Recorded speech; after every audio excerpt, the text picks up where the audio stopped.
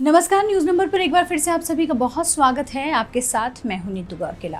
कर्नाटक वो राज्य है जहां से बीजेपी ने दक्षिण भारत की राजनीति में कदम रखा था और यहां अपनी जड़ों को मजबूत करने के लिए पार्टी को एक ऐसे चेहरे की जरूरत थी जो न सिर्फ जनता को भाए बल्कि उसके राजनीतिक अनुभव का पूरा फायदा बीजेपी को हो।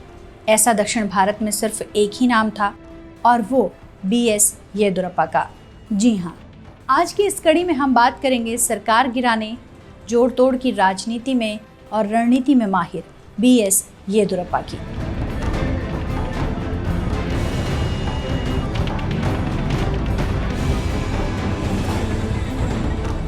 येदियुरप्पा ने अपने राजनीतिक सफर की शुरुआत साल 1970 में राष्ट्रीय स्वयंसेवक संघ के शिकारीपुरा इकाई के सचिव के रूप में की। इसके 2 साल बाद शिकारीपुरा नगर पालिका के सदस्य चुने गए। उसी साल वो जनसंघ के तालुका इकाई के अध्यक्ष भी बने। साल 1975 में येदियुरप्पा शिकारीपुरा नगर पालिका के अध्यक्ष चुने गए। जब देश में आपातकाल लगा हुआ था तब येदियुरप्पा बेल्लारी और शिमोगा की जेल में भी कैद रहे थे। बीजेपी के साथ उनकी यात्रा की शुरुआत साल 1980 में हुई जब उन्हें शिकारीपुरा तालुका इकाई का अध्यक्ष बनाया गया। वो 1983 में शिकारीपुरा विधानसभा क्षेत्र से विधायक भी रहे और साल 1985 में उन्हें शिमोगा जिले की बीजेपी इकाई का अध्यक्ष चुना गया था और अगले 3 साल में वो बीजेपी के प्रदेश अध्यक्ष बन गए। साल 1994 में येदियुरप्पा कर्नाटक विधानसभा में नेता प्रतिपक्ष बने। 5 साल बाद जब 1999 में विधानसभा चुनाव में हार मिली तो उन्हें राज्य के ऊपरी सदन यानी विधान परिषद का सदस्य बनाया गया। साल 2004 में वो एक बार फिर से कर्नाटक की विधानसभा में नेता प्रतिपक्ष बने। बीजेपी की दक्षिण भारत में कदम रखने की शुरुआत दरअसल 2004 में हो गई थी। राज्य में सरकार बनाने, दूसरी सरकारों को गिराने और अन्य राजनीतिक जोड़तोड़ की राजनीति और खेल यहाँ येदियुरप्पा ही बनाते रहे हैं। इसीलिए कोई ताज्जुब नहीं होना चाहिए कि जो बीजेपी 75 साल से बड़े बुजुर्गों को सत्ता से दरकिनार करती रही है, उसके पास इसी उम्र के येदियुरप्पा को मुख्यमंत्री बनाने के अलावा कोई और विकल्प नहीं था। इसी वजह से ये सारा राजनीतिक खेल येदियुरप्पा का रचा हुआ निकला। साल 2004 में जब कर्नाटक विधानसभा त्रिशंकु हुई थी तो उस वक्त कई तरह के प्रयोग हुए थे। उनमें एक था ऑपरेशन लोटस। असल में राजनीति पूरा दिमाग का खेल है, कैसे किसी को अपने पाले में करना है और कैसे अपना पाला बनाए रखना है। इस सब में येदियुरप्पा खूब माहिर थे। तभी तो इस रणनीति का सही इस्तेमाल कर बीजेपी में उस वक्त जगह बनाई जब अच्छे कद्दावर नेताओं को किनारा मिल रहा था। सारा राजनीतिक खेल असल में 2008 से शुरू होता है।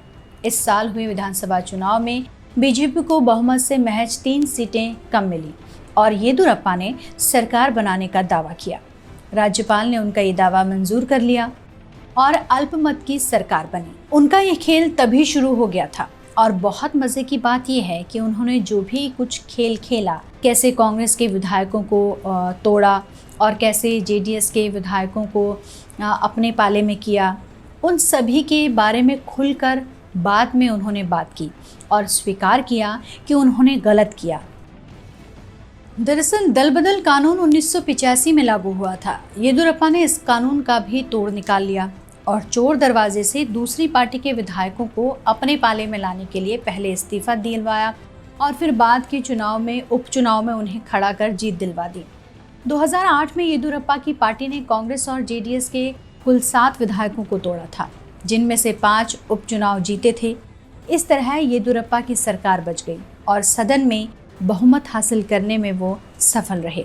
लेकिन राज्य में बीजेपी की जो पहली बार सरकार बनी वो सबसे भ्रष्ट और बदनाम साबित हुई। खनन घोटाला हुआ, जांच हुई, बड़े आरोप लगे और कर्नाटक के मुख्यमंत्री के रूप में येदियुरप्पा को लोकायुक्त ने संगीन आरोप में लिप्त पाया। उन्हें इस्तीफा तक देना पड़ा। इस्तीफा तो बीजेपी ने लिया, लेकिन इससे येदियुरप्पा बहुत नाराज हुए। नाराजगी इतनी बढ़ गई कि बाद में उन्होंने पार्टी छोड़ दी। उन्हें इस पूरे मामले के लिए जेल तक जाना पड़ा। बाद में येदियुरप्पा ने कर्नाटक जनता पक्ष नाम की पार्टी बनाई। सबसे रोचक बात यह है कि साल 2012 में जब उन्होंने बीजेपी छोड़ी तो उन्होंने सार्वजनिक रूप से उन सभी रणनीति के बारे में बताया जो उन्होंने बीजेपी में रहते हुए अपनाई थी। येदियुरप्पा ने बताया कि उन्होंने किस तरह से 2008 में दल बदल करवाया और कैसे उन्होंने दूसरे दलों के विधायकों को तोड़ा। उन्होंने इस पर अफसोस भी जताया, अपनी गलती मानी और कहा कि उन पर ऐसा करने के लिए पार्टी का दबाव था। उन्होंने बताया कि उस पूरी रणनीति का नाम ऑपरेशन लोटस दिया गया था।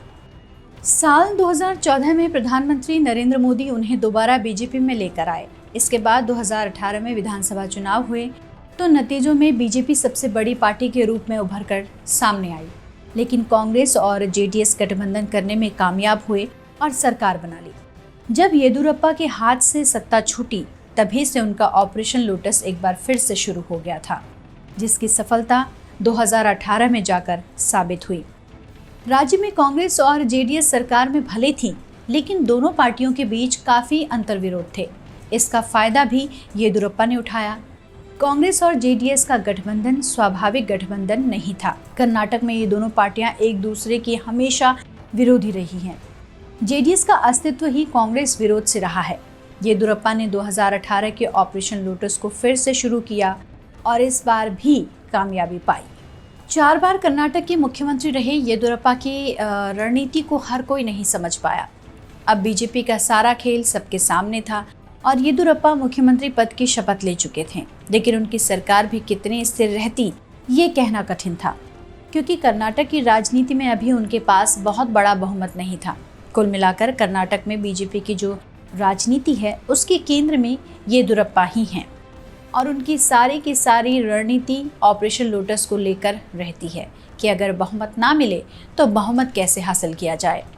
सरकार बनाने और गिराने की बीजेपी की ये रणनीति कर्नाटक से निकलकर कई राज्यों में साबित भी हो चुकी है। 2019 में बीजेपी कर्नाटक में एक बार फिर से सरकार बनाने में सफल रही। जिस तरीके से हम बात कर रहे हैं दक्षिण भारत की, दक्षिण भारत में बीएस येदियुरप्पा का एक बहुत बड़ा रोल है। बीजेपी को लोगों के बीच बीजेपी में एक लोगों का विश्वास बनाए रखने में और बीएस येदियुरप्पा ने बहुत अच्छी भूमिका निभाई। यही वजह है कि दक्षिण भारत में बीजेपी सत्ता में काबिज होने में सफल रही। आज के लिए बस इतना ही। फिर होंगे मैं हाजिर आप सभी के बीच इसी तरीके की और कड़ियों के साथ। तब तक के लिए आप देखते रहिए newsnumber.com।